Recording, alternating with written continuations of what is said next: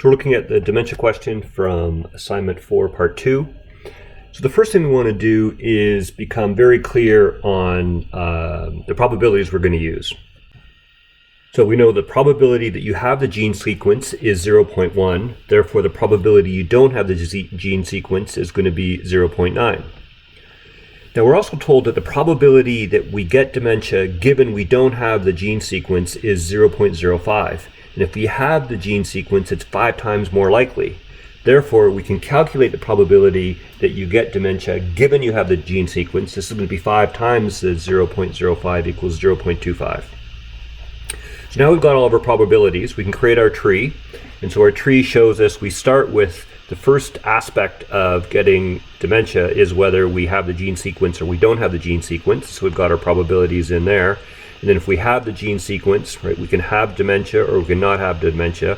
And again, if we don't have the gene sequence, we can still get dementia or not have dementia. So the decision tree provides us the opportunity to see, okay, because the first question says, what's the probability of getting dementia? Well, we can see that there's one way to get dementia. That is, we have the gene sequence and we get dementia. So that's one way. The second way is that we don't have the gene sequence and we get dementia. So we've got 2 ways to get dementia.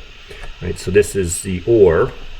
So the probability of getting dementia is going to be the probability of G. So that's that we have the gene sequence and we get dementia given we have the gene sequence, plus the probability that we don't have the gene sequence and we get dementia. So we calculate those 2, add them together. So it's 0.1 multiplied by 0.25. So that's the probability of getting dementia given that we have the gene, plus the probability that we don't have the gene, which is 0.9, multiplied by the probability that we get dementia given that we don't have the gene. And so this is our 0.025 plus 0.045, which equals 0.07 or 7%. So given someone has dementia, which is the probability they have the gene sequence?